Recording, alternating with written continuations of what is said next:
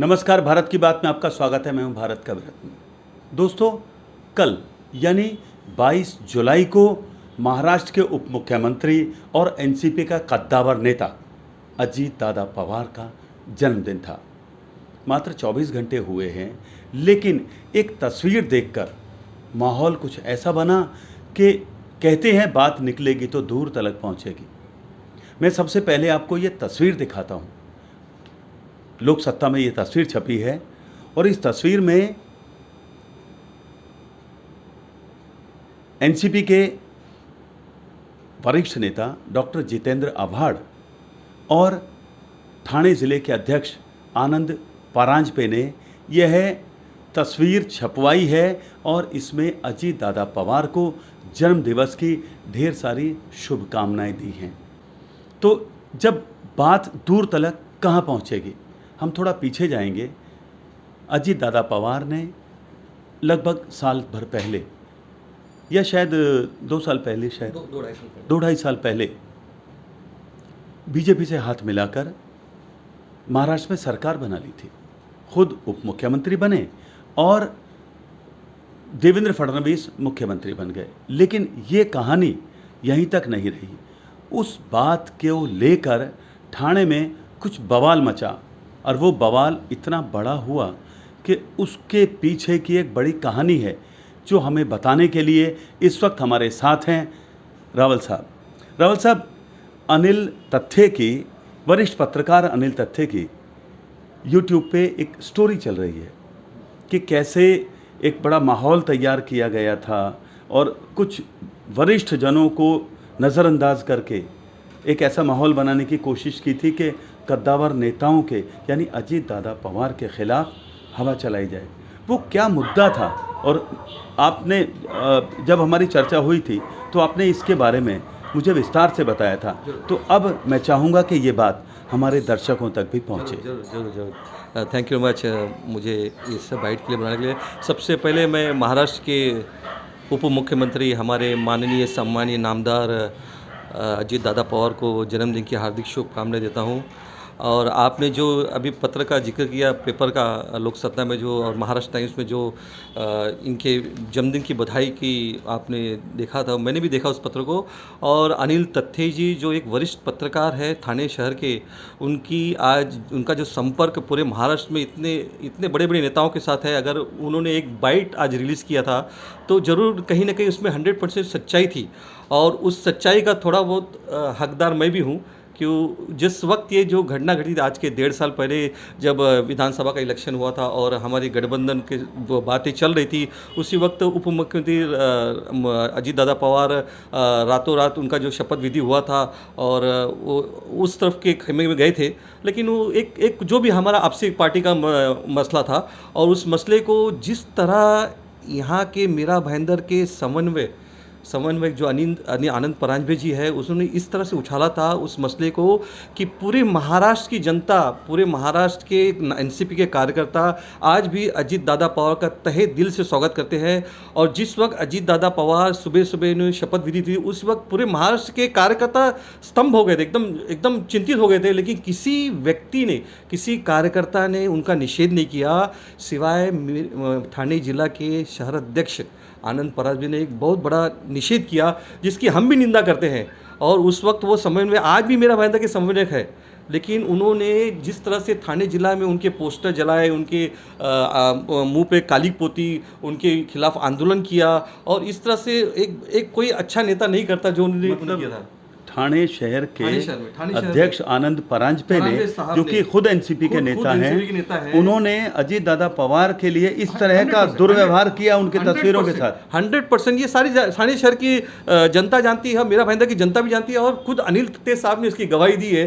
तो ये सोचने की बात है। और जो उन्होंने जो हरकत हमारे एनसीपी के दादा के खिलाफ किया, वो एक निंदनीय है। मैं भी उसकी निंदा करता हूँ। लेकिन इसके साथ साथ जो हादसा हुआ, जब वो समन्वयक थे 3-4 जिला के, तो हमारे मीरा भाईंदर में भी उन्होंने फ़ोन किया था। उस वक्त वहाँ के माजी जिला अध्यक्ष जो आज प्रदेश सचिव है संतोष पेंडू के साथ में काम कर रहा था, उसी वक्त उनका फ़ोन भी आया और उन्होंने खुद किया कि हमें कल सुबह दादा के खिलाफ मीरा भाईंदर में भी आंदोलन लेना है। ये मैं आपको बड़ा खुलासा करता हूँ कि मैं उसका गवाही हूँ, मैं वहाँ पर गवाह था। अच्छा। पेंडुलकर सिंह जी के साथ में वहाँ पर गवाह था। उन्होंने कहा था कि आपको भी एक अग्रसर होकर एक भीषण आंदोलन लेना है दादा के खिलाफ, और दादा के मुंह पे काली पोतना है, उनके खिलाफ उनके पुतले जलाने हैं, और आपको ये करना होगा। मैं बोला सब, तब दादा ने कहा संतोष पेंडुलकर जी, हाँ मैं करता हूँ, लेकिन उन्होंने ये निर्णय लिया नहीं, और करीब 1.5-2 घंटा तक उन्होंने रोक के रखा था कि वो खुद नहीं चाहते कि दादा के खिलाफ ऐसा आंदोलन लिया जाए। फिर भी बार बार आनंद परांजपे साहब उनको फ़ोन करते थे, तब लास्ट में जाकर संतोष पेंडुलकर जी ने, यहाँ के जो निरीक्षक है, आज उसके माननीय निरीक्षक है, हमारे सारे कार्यकर्ता आज उनकी इज्जत करते हैं, तब लास्ट में अंत में उन्होंने एक स्टेप लिया। और क्या नाम उनका निरीक्षक? उसी मुद्दे पर जा रहा हूँ। मीरा भाईंदर शहर के निरीक्षक है संतोष दिवाली जी, जो आज भी हमारे साथ निरीक्षक ही हैं। उनसे फ़ोन पर वार्तालाप की, करीबन 5-10 मिनट तो उनसे फ़ोन पे वार्तालाप चली। उस वार्तालाप में रिजल्ट दिया ऐसा है कि संतोष जी ने कहा कि आपको फ़िलहाल ये सब हरकत नहीं करनी है, आप इस पे पूर्ण विराम दीजिए, ये सब हमें आंदोलन नहीं लेना है, जब मैं कहूँगा तब करिए। लेकिन वो इतना बोलने के बाद उन फ़ोन का जो हमारे समझ में पूछताछ कंप्लीट होने के बाद, जब आधा एक घंटे का फिर से फ़ोन आया, तब जाके संतोष पवार जी ने फिर एक बार वापस संतोष जी को फ़ोन किया। तब संतोष जी ने किया, ठीक है, अगर समझ में आपको ऑर्डर देता है तो आप आंदोलन कीजिए, लेकिन ये मेरी बात गौर करेंगे, आप आंदोलन कीजिए, लेकिन अजीत दादा के खिलाफ आप आंदोलन नहीं करेंगे। अगर आपको विरोध करना है, अगर आपको विरोध ही करना है तो बीजेपी का विरोध कीजिए, और अग्रसर के बीजेपी का विरोध कीजिए, लेकिन अजीत दादा के खिलाफ मीरा भाईंदर शहर का कोई भी कार्यकर्ता, कोई भी वर्कर अजीत दादा के खिलाफ आंदोलन नहीं करा। ये हमको सूचना स्वयं संतोष तिवारी साहब ने दी थी। तो हमने उस आंदोलन को स्थगित किया, उस आंदोलन के हम ऊपर किसी तरह का ध्यान भी दिए नहीं, और हमने एक छोटा सा आंदोलन लिया बीजेपी के विरोध।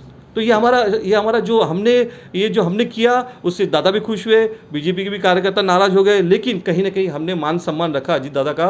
और जो हरकत, जो निंदा, मैं तो सीधे सरेआम निंदा करूंगा आनंद परांजपे के साथ, उनको पार्टी में एक नेता होने के कारण उनको ये स्टंट नहीं लेना चाहता था। अनिल तत्ते जी की बातों का भी मैं पूर्ण तरह से समर्थन करता हूँ कि आज हम सभी को सोचना होगा, खास करके हमारे वरिष्ठ नेताओं को सोचना पड़ेगा कि जो आज के 1.5 साल पहले जो हमारे आज़ाद दादा का अपमान हुआ था, आज उसी अपमान का आप जन्मदिन के अवसर पर उनको बधाई देके आप अपना ऋण चुका रहे हैं। आप जताना चाहते हैं कि अजीत दादा से आप कितना प्यार करते हैं, लेकिन सारी जनता जानती है, थाने डिस्ट्रिक्ट जानती है, सारी मीरा भाईंदर की जनता, और आज वही तथ्य अनिल तत्ते जी ने सामने रखा। तो ये बहुत ही अच्छी खबर थी और हम सबके लिए एक्सेप्टेबल है।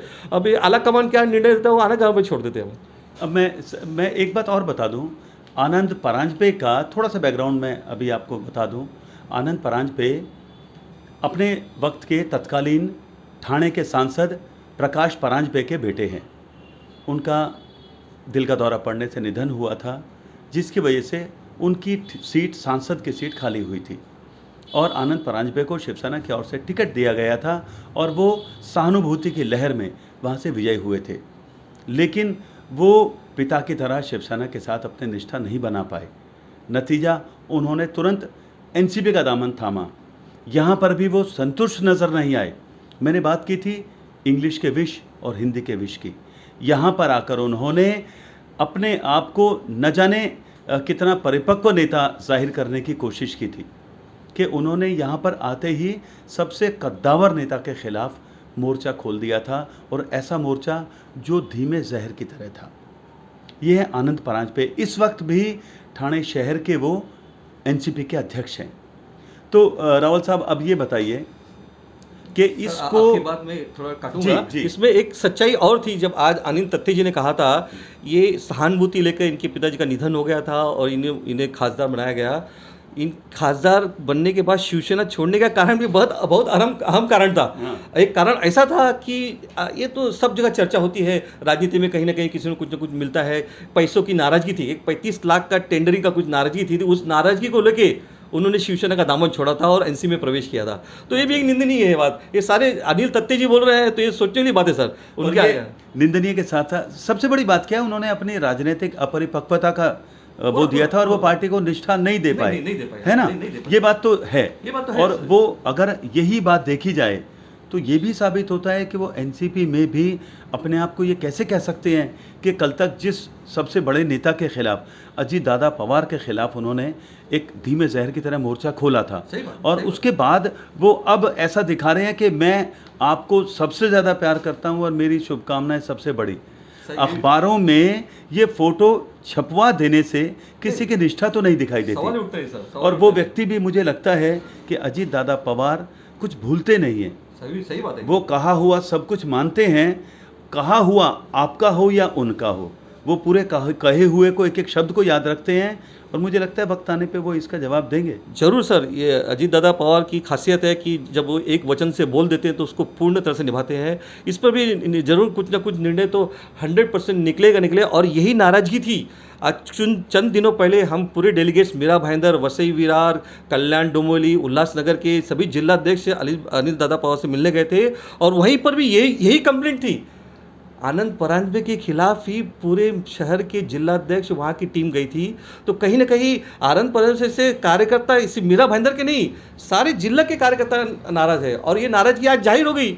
आज जो उन्होंने हरकत की है बर्थडे के दिन, जो उन्होंने दिखाया, ये तो सबके सामने खुल गया। और इस थाने शहर का इतना बड़ा पत्रकार अगर ये आरोप लगाता है तो ये सोचने वाला बात है। और अजीत दादा पवार इस पर जरूर गौर करेंगे। अजीत दादा पवार के साथ देश के सारे नेता गौर करेंगे। जयंत दादा पाटिल है, सुप्रियाताई पाटिल है, सुप्रियाताई सुले जी है, इन सबको गौर करना होगा। कहीं ना कहीं आने वाले 2022 के इलेक्शन को मद्देनजर रखते हुए हमें एक अच्छा निर्णय लेना ही पड़ेगा सर।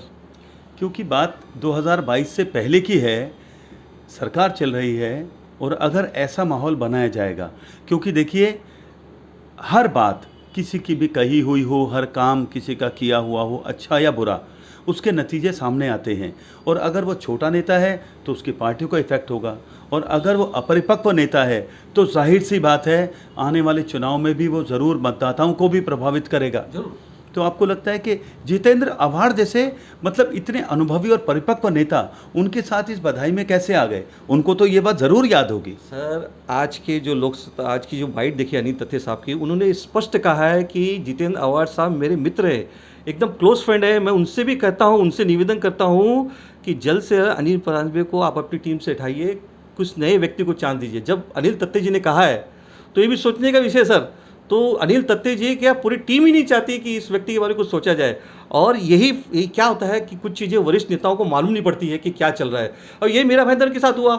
आनंद फानन में संतोष पांडे को हटा दिया गया, और जबकि पता चला कि हमारी टीम, महिला की टीम जयंत पाटिल दादा के ऑफिस में गई थी, तो वहाँ पर हमें पता चला कि वो तो कह रहे थे संतोष पेंडुलकर जी आपके अध्यक्ष है। तब महिला अध्यक्षा ने और उनकी उपाध्यक्ष ने कहा कि अभी संतोष पेंडुलकर जी नहीं है, अभी अंकुश मार से आगे अध्यक्ष है। तो ये अनंत परांजपे का किया हुआ जो सक्रिय जाल था, जयंत दादा पाटिल को भी नहीं मालूम पड़ा कि यहाँ के अध्यक्ष बदल गए। अच्छा, हाँ, ये बड़ा खुलासा हमें भी नहीं मालूम था। ये कब की बात है? ये अभी रिसेंटली की बात है सर। ये गए हफ्ते 10 दिन पहले हम वहाँ गए थे, तो हमें ये भी खुलासा मालूम पड़ा। तो आनंद परांजपे का जो काम करने का तरीका है, इससे कहीं ना कहीं लोग अंधेरे में रहते हैं, स्पष्टता नहीं रहती है, पारदर्शिता नहीं रहती है, और कार्यकर्ता गुमराह होते हैं। और यही सब देख के आज पूरा वसई विरार सब जगह वही हाल हो गया है। उल्लासनगर में जाइए वही हाल है, अब वसई विरार में जाइए वही हाल है, मीरा भाईंदर में आइए वही हाल है। लेकिन कुछ लोग फॉलो करते हैं, लेकिन उनके कुछ लोगों से फॉलो करने से मेरा मानना है कि हम कोई भी गढ़ जीत नहीं सकते। आने वाले 2022 के इलेक्शन के लिए हमें एक अच्छी तैयारी करनी चाहिए। यहाँ पर और कई नेता है, पेंडुलकर के साथ और कई नेता है, उनके बारे में सोचना चाहिए, और कुछ ना कुछ अच्छा। सारे कार्यकर्ता आज एक है, ऐसा नहीं कि हमारे मतभेद है, मनभेद नहीं है। मनभेद हमारे में बिल्कुल नहीं है, हम सब एक होकर काम करेंगे। लेकिन जो आज एक खुलासा हो रहा है, ये तो एक बहुत ज़बरदस्त खुलासा था, और मैं इसकी सरेआम निंदा करता हूँ। सरेआम एक कार्यकर्ता होने के नाते एनसीपी का मैं मतलब कि उस वक्त मैं खुद यहाँ पर उपस्थित था, मेरे साथ पेंडुलकर जी खुद आंदोलन में थे, और ये निर्णय लिया गया था, जबकि हम उस निर्णय को माने नहीं। तो ये बहुत बड़ी सोच थी पेंडुलकर साहब की और संतोष दुवाली जी की। आपको लगता है कि उसी वक्त आनंद परांजपे के खिलाफ एक्शन लिया जाना चाहिए था? सर, लेना तो चाहिए था। कुछ चीज़ें लेट दुरुस्त आती है, मालूम पड़ता है, कुछ चीज़ें नहीं मालूम पड़ती हैं। क्या जो एक बड़े पोस्ट पे आप बैठे हो, उनकी आपकी बातों को सुनना पड़ता है, और सडनली आनंद फानन में 2 दिन में वापस सब राष्ट्र पार्टी एक हो गई, और हमारे मुख्यमंत्री उद्धव जी ठाकरे बन गए, उप मुख्यमंत्री दादा बन गए, तो कुछ चीज़ें दब गई थी। आज जो वक्त आया 1.5 साल बाद अनिल तत्ते जी ने जिसका खुलासा किया, तो उस खुलासे का मैं भी एक हकदार हूँ। और उस सबसे, क्योंकि मीरा भाईंदर मैं शहर में पिछले 40 साल से मेरा सफ़र है और पेंडुका के साथ पिछले 2-3 साल से जुड़ा हूँ, तो उस तथ्य को मुझे मालूम था, तो उस तथ्य को मीरा भाईंदर की तरफ से, राष्ट्रीय कांग्रेस की तरफ से लोगों को लाना जरूरी था। तो इस आनंद फानन में आज आपको बुलाया और ये तथ्य आपके सामने रखना होता है। इसमें कोई दो राय नहीं कि अजीत दादा पवार इस पर सोचेंगे और सारी टीम सोचेगी, कि कुछ ना कुछ इस पर हमें स्टेप लेना ही होगा सर। मैं अनिल तत्ते जी के बारे में बता दूं, वो मराठी पत्रकारों के बीच में, बल्कि मराठी समाज में अनिल तत्ते जी को बड़े सम्मान के साथ देखा जाता है। उनकी खबरों पर और उनकी जानकारियों को महत्व दिया जाता है। और उन्होंने भले ही 1.5 साल बाद सही, मगर एनसीपी के कद्दावर नेताओं को ये याद दिला दिया है कि आपके बीच में कोई विभीषण है जिसने पहले जाल बुना था और उससे आने वाले चुनाव में सावधान रहने की ज़रूरत है। अब देखना ये होगा कि इस पर हाईकमान क्या निर्णय लेता है।